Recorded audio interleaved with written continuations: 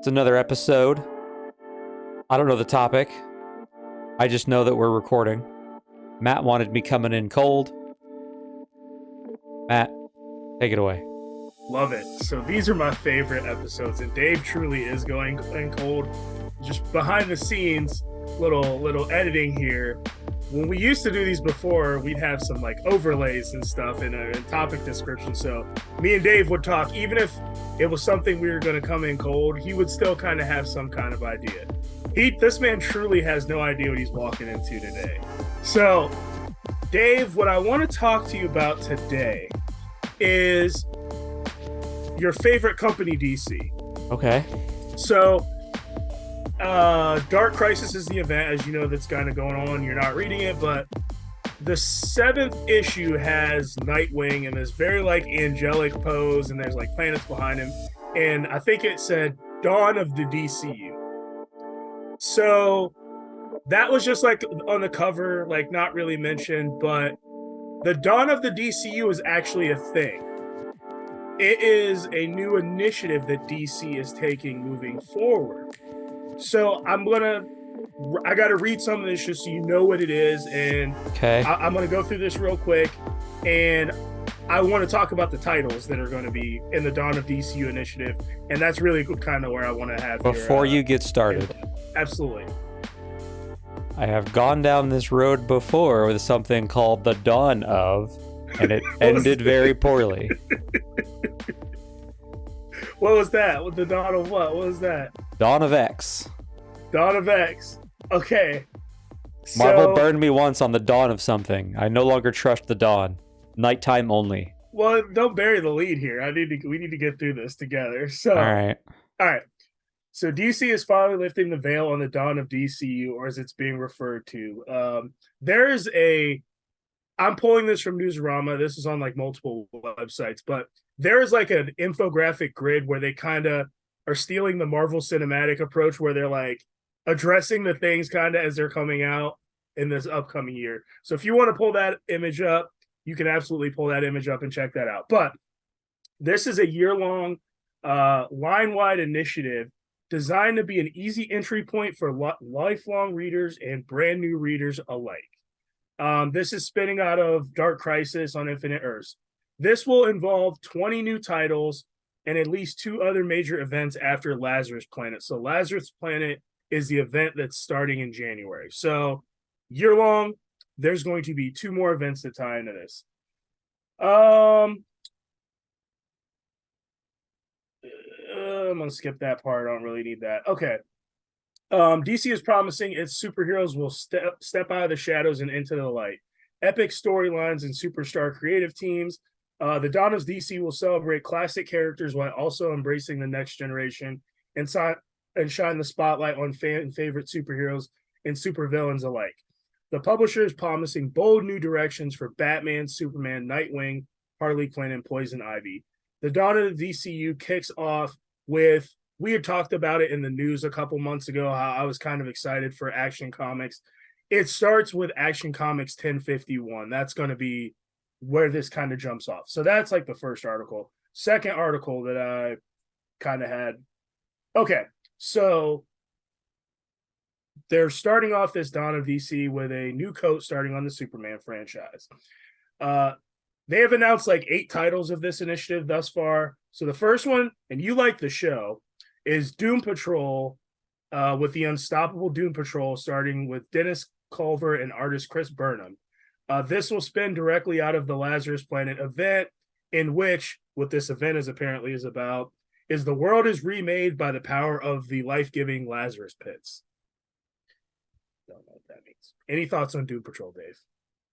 I mean, I'm always down to read a Doom Patrol book. However, the last, 4 or 5 Doom Patrol books have not been great. Also, the fact that the Lazarus pits are the catalyst for a lot of this also sounds very familiar to things happening to the mutants on the Marvel side. Because for those unaware, a Lazarus pit brings the dead back to life. I did not make that connection. Dave, this is why it's a 2-man booth. I'll be your Chris Collinsworth to your Al Michaels any day, baby. Can you Next. not? Can you be somebody that's not Chris Collinsworth? That guy sucks, man. He is the worst person to talk to or listen to talk. All I'd right. rather we be Troy Aikman and Joe Buck. All right, I'll be Joe Buck. I'm down being Buck. You would stick me with Aikman. All I'm gonna right, die by the time I'm 50 with all these concussions. back to the comics. Back to the comics. All right. Pair of Green Lantern titles. One focusing on the core, and the other one, or no, a pair of Green Lantern titles focusing on the core. First in April, Green Lantern Hal Jordan, from writer Mariko Tamaki, artist not named yet. The second will be Green Lantern John Stewart by Philip Kennedy Johnson, and artist also to be determined. I really like Philip Kennedy Johnson. He is a solid writer. That Duo Powerbomb series I'm trying to get you to always read, he's the writer on that. And also Superman, which I'll talk about a little bit later. His run on Action Comics was actually really good until they did, and I did like it at first when they did the Superman off planet and he's trying to be the savior thing. The problem with that, they drug that out way too long. It's been like a year. That should have been like 4 months, and it could have been condensed. But overall, I think he's a good writer. Mariko Tamaki, I have not really liked things that she has done, except her run on Detective Comics was actually really good. She writes like more like teen fiction stuff, like that's not my bag. But her run on Detective Comics was solid. So it can't possibly be worse than the last Hal Jordan comic. That is a great point. Gosh, Jeffrey Thorne. It started out good, and then just fell off the rails really wasn't quick. Jeffrey? It was like Garth Ennis, wasn't it, or Warren Ellis or something? No, the one Grant Morrison, like somebody, one of those guys, one of those guys did it. Remember the Green Lantern with Team Lantern though? That was Jeffrey Thorne. That wasn't bad until the end. Okay. He lost his way. He lost his way by like issue 11, 10 or 11. Right. That was good to start out. Yes, I agree. And then they started getting weird with the art, and that's like it kind of lost me. Yeah, well, that also, the fact that there are no named artists yet for either of those books should be cause for concern. When do those come out? March? April. The Philip. Okay, that's 5 months. The Philip Kennedy Johnson one's later in the year, but the Mariko Tamaki is April. Okay. And you're right. The previous one was Grant Morrison. Before the one that I was. Yeah, that was awful. That was awful. Couldn't get down with that. Green Lantern will be in. Green Lantern, he's just going to try to reunite with his family after Dark Crisis, and that'll be written by Joshua Williamson, who's writing the Dark Crisis event. And I actually do like Joshua. So there's Williamson. 3 Green Lantern books? Green Arrow. I'm sorry, Green Arrow. I misspoke. He's Green Arrow. I apologize. So he's writing Green Arrow, which I'll check that one out because I think he's a pretty solid writer. April. Do you remember that round robin tournament by any chance? Do you remember? It was like they solicited a bunch of creative teams to like pitch these stories. So the winner of that tournament, there was a Superboy Man of Tomorrow by Kenny Porter and Janahoy Lindsay. I don't know. I feel like this is just like an inventory story that they're just throwing in here because like it was for this round robin tournament, and now they're getting this book and this relaunch thing. I don't know. May there will be a Batman Brave and the Bold title, which will be like rotating. It's probably an anthology book. Like Tom King's going to be on it, Mitch Gerrits, Dan Mora, Rob Williams. May Cyborg. Dude, I can't get on Cyborg. I just don't. I don't get it. I don't understand that character. I don't. I get it. I just don't think he's compelling enough to carry a solo book for longer than maybe 18 issues max. I don't know why, but I just feel like every time there was like in those the Justice League run with Jim Lee that I liked, it was always like Cyborg was breaking down or something. Like Cyborg's corrupted and taking over. Like he's always causing more issues than he is good. Like why do we keep Cyborg around? Oh, they've taken over Cyborg and he's opening up portals and get this guy out of here. He's causing us more headache than he is. But June in the creative team of Dan Moore, and Mark Waid. That is your world's finest team, writing a Shazam book with Billy Batson. I am in for the art alone. I am in. I on sleep. That one. I'm Dave sleeping sleeps. on that intentionally. Dave sleeps, of course. And then Tom King and Stefano Guardini will launch a Penguin book spinning out of Batman, where the Penguin has come out of retirement What? and is in service to the United States government. What? So Finally, the 8th title announced is Steelworks, which will be a pairing of John Henry Irons, the original Steel, and his niece and successor to the Manel, Nastasha Irons, celebrating 30 years since the introduction of the character Steel.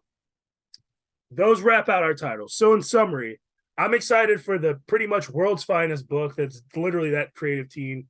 Dan Mora, Mark Waid. I'm interested in the Green Lantern books. I'm interested in Green Arrow. And the Superman stuff I'll check out. So maybe Action and Superman. There's going to be a new Superman #1, also written by Josh Williamson. It's not in this. They didn't mention it. So I'm interested in maybe like 5 books. So this is not like a line-wide relaunch. Okay. So what is this? I don't understand. I can't, what based on what is. you've told me, I can't tell. I don't know. I have no idea what this is. I know I probably said that poorly, but I don't know what this is because there's no mention of Batman. There's no mention of Wonder Woman. So are we just It sounds like those titles carry on? over. Well, didn't you say this starts with Action 1051? So yeah, it must be carryover. So if that is what we're doing in January right now, we have 44 DC single issue solicited comic books. We're going to add another 20 books onto that. If you're a diehard DC guy, you're paying $250 for all these books. That's pre-discount, any discounting. You said the start of these is kind of staggered. They don't all kick off in January. True. Good call. There's time. There's time to cancel some of the stuff that's currently running right now. If that's the plan, if the plan is to slim down the line to 20 books a month, like, I'm way more interested. But that'll never happen. I just wish it was more like, if you're gonna do a reboot, like, or relaunch or whatever, like, New 52 it, man. Like, just start over. Right. This is like a soft reboot. Because, like, we're not doing a factory reset. We're just power cycling the modem. Yes, essentially. So I don't. I was just intrigued about that. Are you excited for any of these books at all? Like, do any of them make you? I'll read Doom Patrol on Infinite Ultra. Got you. Digitally, I ain't buying any of it. Got you. And no that shot. Was I quit buying Batman. If I'm not buying Batman, I'm not buying anything DC. Like, not even the Green Lantern stuff. They burned me the last time. Yeah. So okay. So let me rephrase that. Are you going to read any of this stuff on face value on DC Infinite Ultra? Mm-hmm. Just Doom Patrol, or are you going to? I'll keep reading Batman, and I'll read Doom Patrol, and I'll check out the Green Lantern stuff and see if it's any good. But okay. Yeah. So for me, like, I'm not super intrigued. Yeah, that's what I'm trying to get at. If you're like intrigued or fired up and seeing like, oh man, like, no, they got me once on New 52, and then after 5 years, they were like, haha, just kidding. We're just going to go back to the regular numbering, and it's all over. But some of the stuff that happened in New 52 still happened. And New 52 wasn't really a reboot, but it was. But then when they rebooted it in the first place, they carried stuff over. Like, DC's thing is to just, like, do it halfway. It's all half measures. They're afraid to piss off the legacy fan, but they desperately want to get new people into the ecosystem. So they keep doing things like this to try to get the best of both worlds, and you end up just disappointing everyone, in my opinion. Because Rebirth was 2016, May 2016. So that's, my math is horrible. So this is going to be roughly 6 to 7 Yeah. years ago. And New 52 was 2011. I know that off the top of my head. That was like September 2011. Yep. So we're on like a cycle of every 5 to 7 years we have to reboot or retool or redo something to the DC universe. The And it, whole yeah. the whole headline of, oh, we're doing this to feature characters and the new generation and whatever. Okay, so in that list of things you just told me were happening, the only new generation of characters that we're featuring is John Henry Irons' niece. In the back, like in the backup, probably like in the, in the story. Like the Penguin gets a book. Yeah. What the hell does he need what are we featuring the Penguin for? What has Oswald Cobblepot ever done? Does anyone even like Penguin enough to read a solo Penguin book where he is the lapdog to the United States government? Like, what the hell is that? I mean, I can get the Joker book as much as I'm like Jokered out. People love the Joker and they could just read Joker all day. Like I understand that. Penguin, that's a bit of a stretch. Catwoman, I understand Catwoman. Penguin, that was the one I'm like, what is that? Like, off the top of my head, I can think of at least 5 other DC villains that would be a more interesting protagonist in a book where they are working for the US government, like Deathstroke. You just mentioned Catwoman. Literally any of Batman's rogues other than the Penguin, potentially. Bane. I don't know. Like, dude, sure, we'll figure it out. We'll figure it out. So many better options. I don't know. But also, we already have that. It's called the Suicide Squad, and it's fine. Like, we don't need solo Suicide Squad featuring Oswald Cobblepot or whatever this book is going to. I hate it. I think it's the dumbest thing out of everything you listed. That one is the one that makes the least amount of sense to me.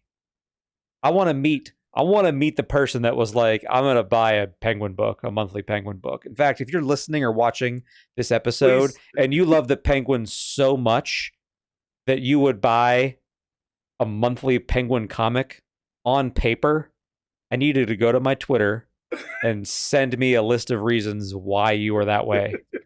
I desperately need to find out who you are and learn more about you. And also what happened to you as a child that has caused you to be this way now. That creative team, I believe it's Tom King. So that could be, it's a good creative team at least, but I don't, it's still a Penguin book. Don't understand. What is the Penguin's thing? Like, why is he like, his villainy is always surrounded or rooted in some sort of, it's like a financial scheme.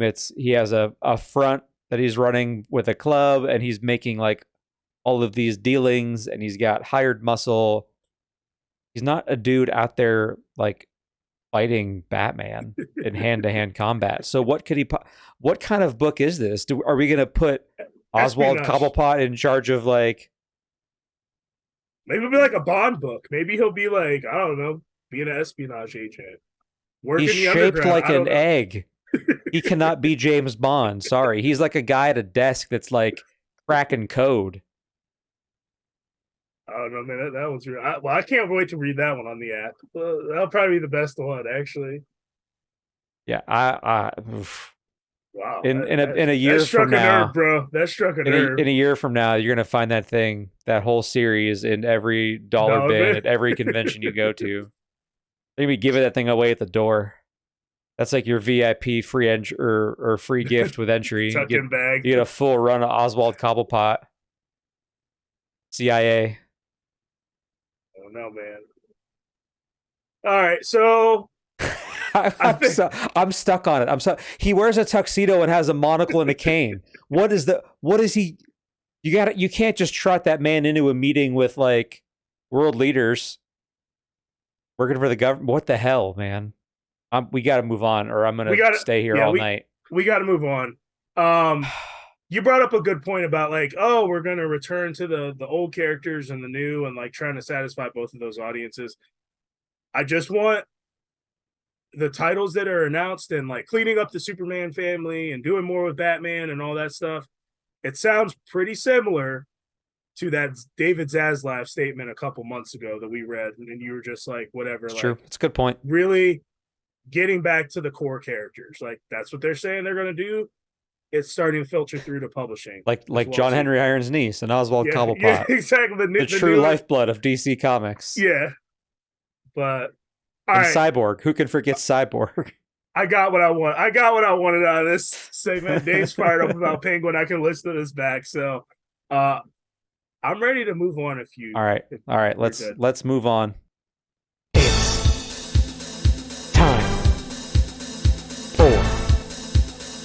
It's time for the news from Matt. Because Dave doesn't really pay attention to this. Matt, let's talk about the news. Although we did kind of just talk about news. Yeah, let's talk about more news. This segment might be a little brief because like that was a big news thing, a big news topic, but I had something prepared, but I wanted to go with that and try to spend a little bit more time than a couple minutes on that. Yeah, all good. Yeah, so just in today's distribution war, another company has added Lunar to their list of distribution. Ooh. A small publisher, Mad Cave Studios, small publisher, but still, I'm just going to continue to throw it out there. Every week, it looks like another company's going over that's doing something. They're still wholesaling with Diamond, but going to Lunar, better discounts to retailers, and more direct market distribution to Amazon, or not direct market, but better distribution to Amazon and bookstores like Barnes & Noble. So Mad Cave moves over. Video games. Marvel's Avengers. I don't know how this game is still alive. I don't know who's playing it. Must be some whales out there who really dump a lot of money into that game. But could be international too. Could be people not in the US. New DLC character coming on November 29th. Wow. 2 years later, huh? The Winter Soldier. Yes. Why the Winter Soldier? Why now? I don't know, Dave. I'm going to jump in the game and check it out, though. It's free. You don't have to pay anything for it, but I want to check it out and see how he plays at least for 5-10 minutes, maybe an hour. But if you are a hardcore Marvel Avengers grinder, hey, you got a pre-Christmas gift coming your way for free. So make sure you check that bad boy out. Dave is not pleased. Dave is not going to turn. I just don't get it. Nope. Don't get it. Like the stream of new content in that game has been like few and very far between. Maybe why we're just now? Maybe we're just not paying attention. I don't know. If they haven't added new story content or new levels or done anything to make the game more fun to play, I don't see the point in adding more characters. All it is a grind. You're just grinding to level up Winter Soldier. For what reason? Doesn't make sense to me. I just really wish that game like just had a more interactive map that you could. Maybe I'm just too stupid and I couldn't figure it out. But anytime you completely pull yourself out of the experience, like in Assassin's Creed, you pull up the map, you tag the next mission, you go to the mission. You don't completely leave, go back to like the main menu screen, find your next mission, load into it. Like it's just an immersion killer in that game. It's also the whole games as a service model I felt like was forced on that game. Yeah. And I don't think that it was successfully pulled off. So you get a level experience and a story progression experience that's like a one-time playthrough for the story. Anything multiplayer, it's not compelling levels like Destiny or The Division that you can replay. They're very soulless levels. They're soulless as hell. Very good point. So there's no reason for me to go back to that game. I didn't even finish the single player. It just bored me to death. If you're gonna do games as a service for something like that, you need to have a massive roster of characters, a good world hub, and levels that are fun to replay over and over and over again. And it had none of those things. Yeah. It's a shame. I wanted to like it. I really did. Yeah. We should have known when we first saw the character models for their faces. We should have Yeah, known then what was going to happen. they were not good.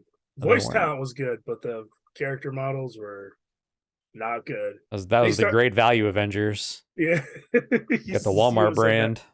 You said that from jump. Uh, Story number 3. This happened in the middle of the night. Okay. The CEO of Disney, Oh, I Bob saw Chapek, this. Yeah, I saw this. out. Yep. Bob Iger back. Back. That was a rumor of something that was to happen.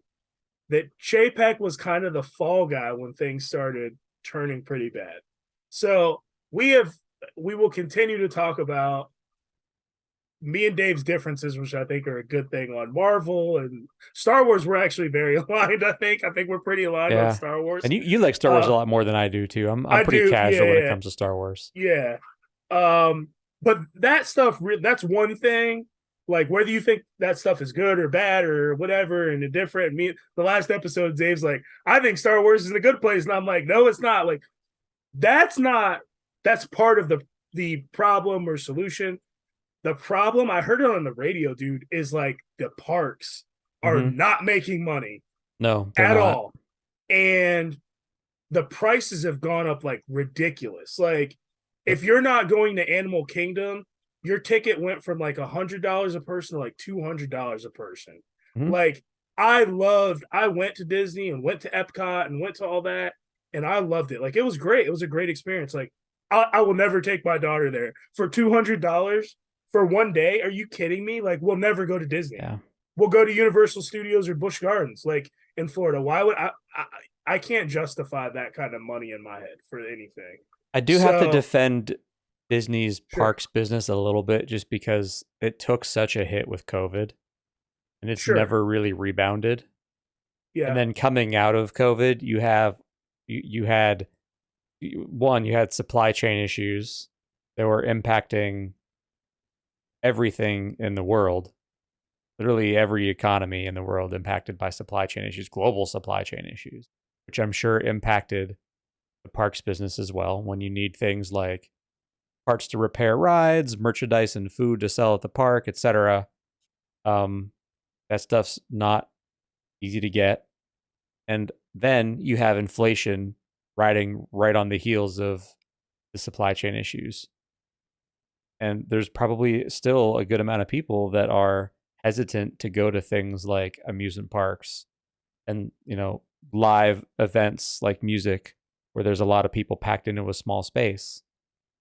Those things all have to contribute to challenges in the parks business, I would imagine. And I own a lot of Disney stock, and I'm painfully aware of how things have gone since COVID because my stock has been taking a beating. It's been below triple digit stock price for months now. It's the first time it's been that low since I owned the stock. Did it go up? Did you check it after Iger got announced? I wonder if it only went up a little bit. It's only I only gained about $50 today. Okay. All right. Still down lifetime hundreds of dollars. Got you. Well, sorry to hear that, but it is what it is. Big Bob's back, man. So I think it's a good thing. I think it probably is a good thing. And the last story that I have to touch upon, the passing of Jason David Frank, aka the Green Power Ranger, White Ranger, Mr. Power Rangers, man. I actually didn't believe it was real at first because it had been dude. It is the rumor has circulated before recently that he had died and he hadn't. Yeah. So I texted Dave and Dave was like, I don't want to be callous, but this one kind of doesn't hit me as much because like Power Rangers wasn't like super his thing. And I get that.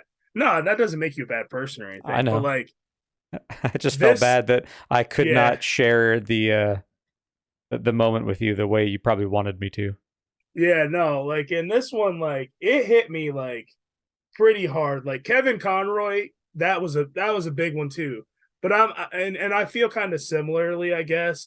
Like I'm not gonna sit up here and say I was the biggest Power Rangers fan of all time, and I've seen all the seasons and all the series and all that stuff. But like, I was very into it when I was young. Like, I remember where I was at when the first episode came on, and it was this pig monster that was eating the trash, and it was ridiculous. And it was after X-Men. It was Power Rangers in my area. It was always the last thing of that Sunday morning cartoon block. It was X-Men animated series and then Power Rangers. And I love the Power Rangers. I've stories of my dad not being able to get me Zach, the Black Power Ranger, and I was upset.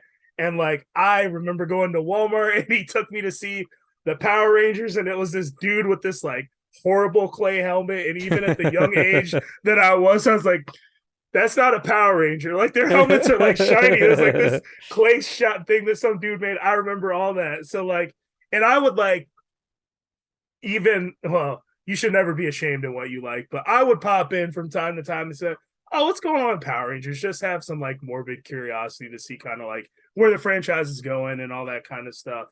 But Jason David Frank, man, without him, like, he is Mr. Power Rangers to me.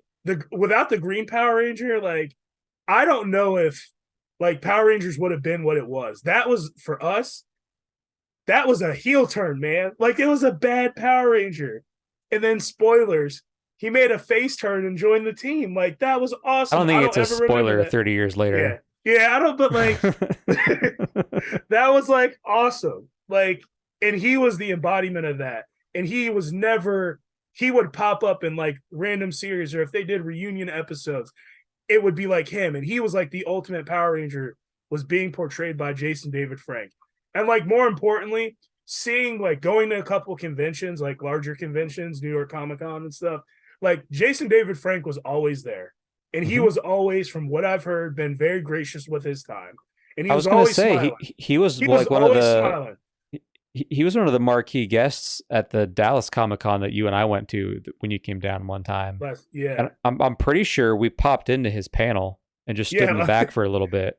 Yeah, and he was like, I mean, he seemed like just a great guy. And like, now it's just sad and ironic. Like, I'm actually into Power Rangers now, and I love these comics. And it would have been nice to like meet him one day, but I mean, life happens, man, and unfortunately, he had to been dealing with some demons, and he succumbed to that stuff. So I feel like they still kind of draw Tommy in those comics to look a little bit like Jason David. Absolutely.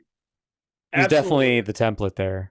I mean, it's kind of like that way for all of them. Like, yeah, they all kind of get drawn like they looked in the show, and like the live action show, the actors and actresses did. But it was just like, someone I like tweeted it or something, but they were like, you know, reflecting on this, I think I understand like why I like Power Rangers. It was because it was like a group of diverse teenagers, like people that were different, that were in this thing together, and were like optimistic and hopeful, no matter like no matter how great the danger was or whatever. Like, they always remained optimistic. And definitely in the show, that was like corny as hell sometimes. Like, let's not pretend that it's not corny, but like, that's what I kind of dig about it. That's just kind of like my personality. And like, this dude will be missed. Like, he really will be missed. My one friend met him a couple times. He has a signature, and he was like really shook.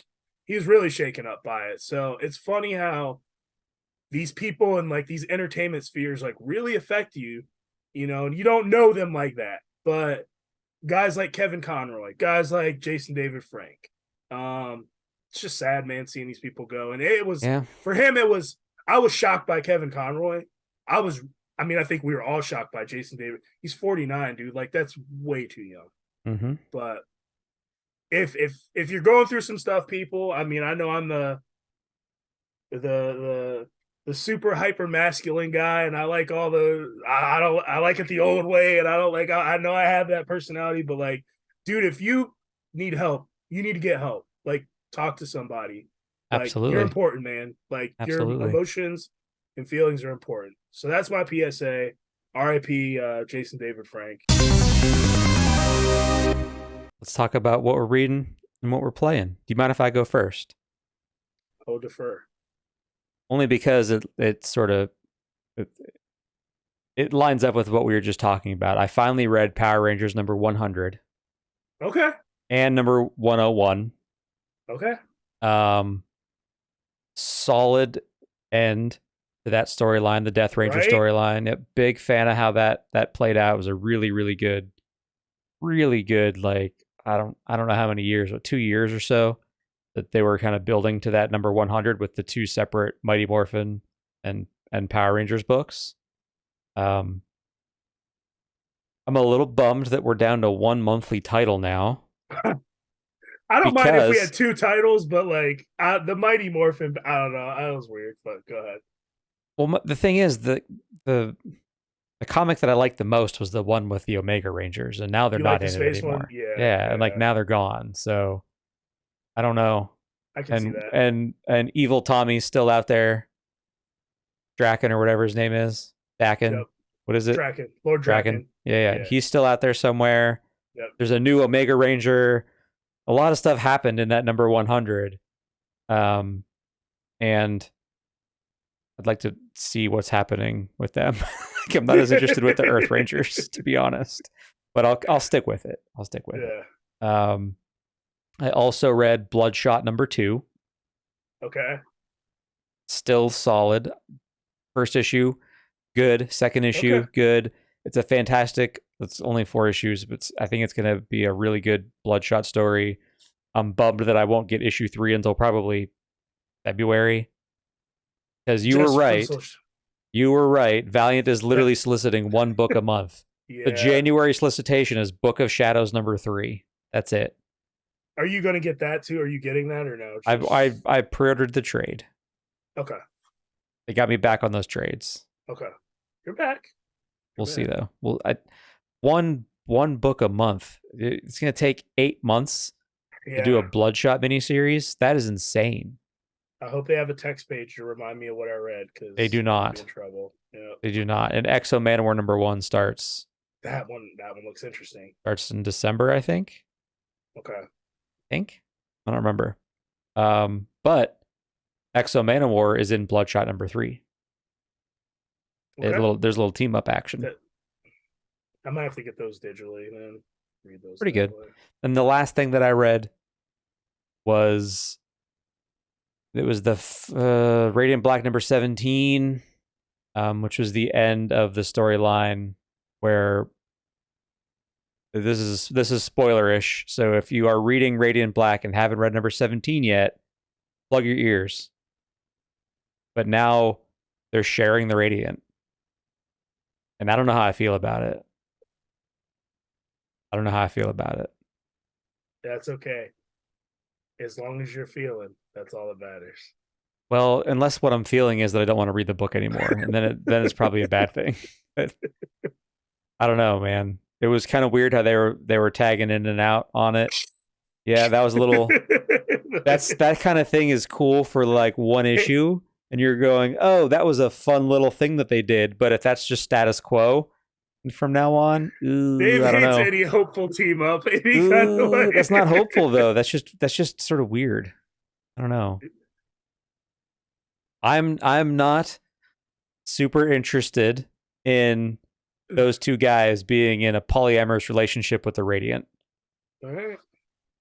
I'm a monogamous person. Prefer monogamy with my superpowers too. All right. That's it. That's all I've been reading.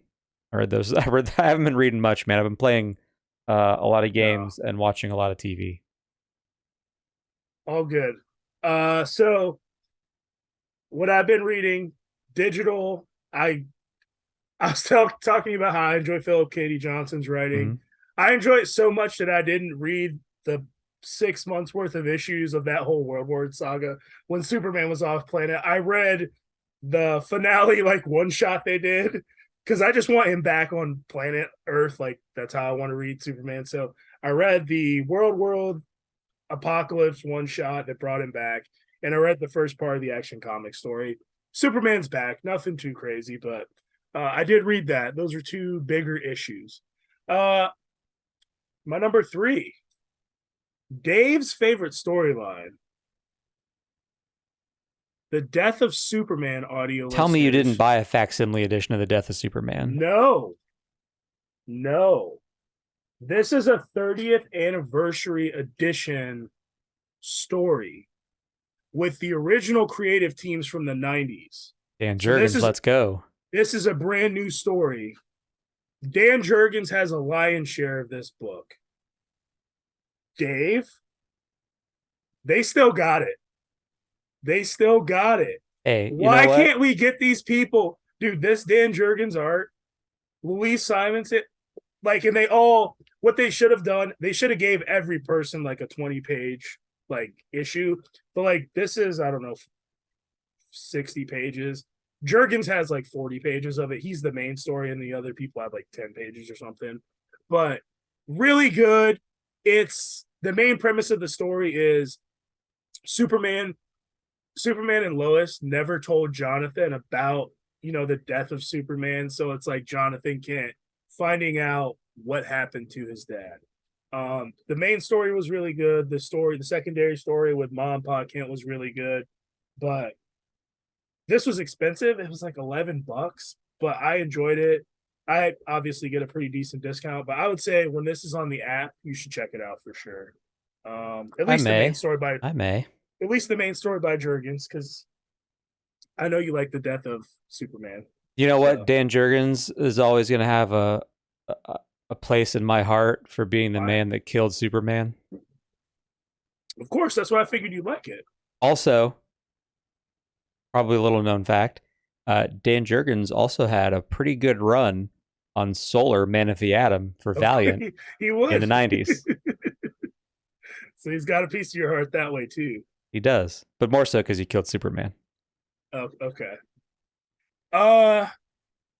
One show we need to do a topic on at some point. We need to get there. I don't even know how we frame this discussion, but G.I. Joe, the best Okay. of G.I. Joe.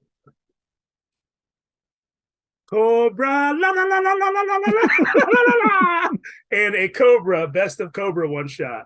These are pretty much they're reprint material, 4 issues of like the best of Cobra, the best of G.I. Joe.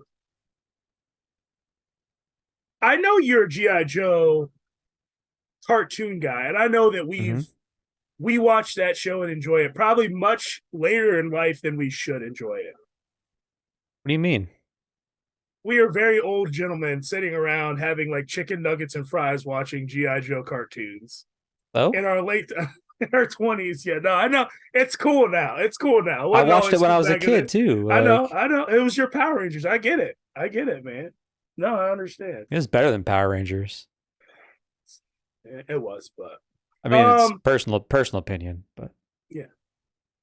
Did you ever read the writings of Larry Hama on the GI Joe comic book? Did you ever read the comic we've talked book? about this. Yeah, Have we? yeah, Okay. yeah. I was reading Real American Hero from IDW for like a year. The new stuff though, not like the old. I read some of the old stuff too when I was a kid. Okay, I didn't know if you read that stuff when you were a kid. Yep. That man does not get enough credit. Like Hama does not get it. He gets credit. I don't think he gets enough credit of how good of a writer he is based on a toy line. Yep. Like this dude created these worlds and created Cobra and all this stuff, dude. Like he needs to get his flowers. And like this was just good. I would read one of these a night. It's literally what I wanted, a self-contained story, beginning, middle, and end. Talking the one about the Unmasked story where they talk about like Snake Eyes origin and all that, like it's really good storytelling. So that's why I was like, I wasn't opposed to getting that reprint material. I really enjoyed that. And my last recommendation, I had talked about this book in the past. The final issue, I finally read them. I don't know why I put them off so long. Batman the Knight by Chip Zdarsky. Obviously, everyone, I'm a little biased on Chip Zdarsky. I love him. I think he's the greatest writer, greatest thing since sliced bread. After completing that story, it's one of the best Batman stories I think I've ever read, if I'm being honest. The reason is I really liked the approach. I liked how Zdarsky built the story. I liked that it was like, I don't know if it was playing into my Street Fighter or Mega Man mentality, but like it was Bruce Wayne going around collecting a different talent. So it was like 10 different stories of him gaining some kind of ability. I really liked the one issues about magic. And he didn't believe in magic. He didn't think magic was real. And then he saw it. And then like there's like this panel of his face, and he's like, teach me. And they're like, why does he want to learn magic? So like, why do you want to learn magic so bad? And then it comes out and he's just like, I've traveled the world, like I've gained all this knowledge, I've trained, I've done all these great feats. But if there is one sliver of something I do not know, like that could be the downfall of me. Dude, if that's not the most like Batman, like how driven this character is, and I'm a Superman guy, that hit me. I was like, this dude, like Batman's the guy, dude. Like that's how driven this cat is. And it's just a really good story. And I like that it covers, we know like year one, we know all that stuff, which is obviously Batman Year One by Mazzucchelli and Miller is one of the greatest, if not greatest, one of my favorite Batman stories. But to my knowledge, I don't really remember outside of like Batman Begins them really hitting on that area before when he went and traveled. Like, and that's what this is about. When he was traveling. Scott Snyder did it in Zero Year. Did he? Not to that extent, but it was still touched on quite a bit in Zero Year. And I'm sure it's been touched on, but like, I don't know. I just really liked how Zdarsky did this. So that's a hardcover purchase. I'm really trying to not do that stuff anymore, but that will be an absolute purchase for me because I will definitely reread that story. I really, really like that one. But so talking about shows, sure. I watched episode 1 of The Rings of Power over the weekend. Okay. I've been waiting to start watching it until all episodes were released, and then just never got around to starting it. If you're a Lord of the Rings fan, episode 1 was fantastic. It hooked me almost right away. Really, really big budget for this show. And it's not a secret. Amazon put a ton of money into production for this show. Yeah. But do you know much about it? No. Are you a Lord of the Rings guy at all? Do you even like Lord of the Rings? I don't think we ever really talked about it. I dabble. I mean, I know the story. I've seen the movie. I've seen the Peter Jackson original trilogy. Yeah, I mean, same. I don't go much deeper than that. I've watched the Peter Jackson movies a lot though. Yeah. Like a lot. But this not focuses on Galadriel, the elf. Yeah. And Elrond is in there as well. Obviously, much younger version of Elrond. Elrond was Mr. Anderson, right? That guy. Yeah. Okay. Yeah. Yep. Yeah. And I don't remember Galadriel, but I was like, who's Elrond? Yeah. Yep. Galadriel was also an elf. She was the elf that was that Kate Blanchett? Yeah. Damn, I know more than I might think. Yeah. Yeah. No. Yeah. So far so good. I'm really liking it. Galadriel is hunting Sauron in the first episode. She's leading, troops of elves to the ends of the earth, basically, to try to find where Sauron is at after the First War. And really good show. I'm excited to keep watching it. I know we don't talk about shows we're watching that often, but I think this one specifically aligns with our podcast. I ain't playing anything video game wise. I'm still playing F1 Manager 2022. We finished our second season. We got 6th in the Constructors Championship. Solid midfield team. We're going into our third season now with high hopes. We're gonna get points in at least half the races this year. I think we're on track to take over that 5th spot. We're gonna finish in the top half of the constructors this season. Team's making a lot of strides. So as long as you keep progressing a little bit, you're not getting fired. Like after the first season I played where I got fired, I figured out what to do to avoid that from happening, because I just was like, first season my car sucked, so I put all of my money into developing the car for the following season. I was like, screw it, I'm just gonna take last in the constructors. I can't compete, doesn't matter. And then I got fired for it. So you're tanking. They're like, yep, we'll get you out of here. The next guy will get to reap the benefits of all your money. Pretty much that's what was gonna happen. So we learned a lesson. We're doing better now. No, it's great. Yeah, man, that's good. I watch weird documentaries, so I got nothing TV Fair wise enough. to be relevant to this. So Fair enough. Fair enough. All right.